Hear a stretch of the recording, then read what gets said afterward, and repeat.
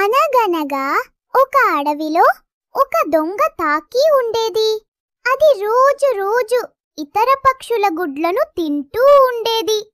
తన తోటి కాకులు ఆ దొంగ కాకికి ఇలా ఇతర పక్షుల గుడ్లను తినటం మంచి కాదు అని చెప్పిన వినకుండా రోజు పక్షుల గుడ్లను తింటూనే ఉంటుంది. ఒకరోజు కొంగలు ఆ కాకి ఉన్న అడవికి వలస వస్తాయి. తరువాత రోజు కొంగలు గూడు కట్టుకుని అక్కడ గుడ్లు పెట్టి అక్కడి నుంచి వెళ్ళిపోతాయి. వాటిని గమనించిన కాకి అవి వెళ్ళిపోయిన తరువాత వాటి గుడ్లను కూడా తినేస్తుంది. కొంగలు తిరిగి వాటి గూటికి వస్తాయి. కాని వాటికి వాటి గుడ్లు కనిపించపోయేసరికి చాలా బాధపడుతుంటాయి. పక్కనే ఉన్న వాటి దగ్గరికి వచ్చిన ఉడత వాటి దగ్గరికి వచ్చి కాకి గురించి చెబుతుంది. అది విన్న కొంగలు కాకికి ఎలాదైనా బుద్ధి చెప్పాలి అనుకుంటాయి.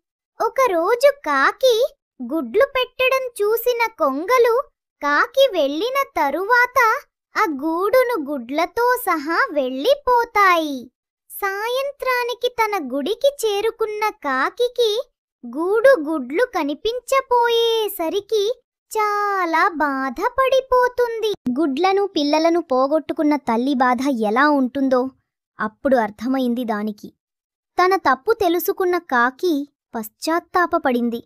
దానిలో వచ్చిన మార్పును గమనించిన కొంగలు కాకి గూటిని గుడ్లను తెచ్చి ఇచ్చాయి.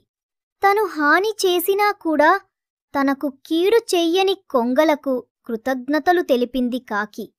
అప్పటినుంచి అది కష్టపడి ఆహారం సంపాదించుకోవడం ప్రారంభించింది. గింజలు, పురుగులు వంటివి మాత్రమే తినాలని నియమం పెట్టుకుంది.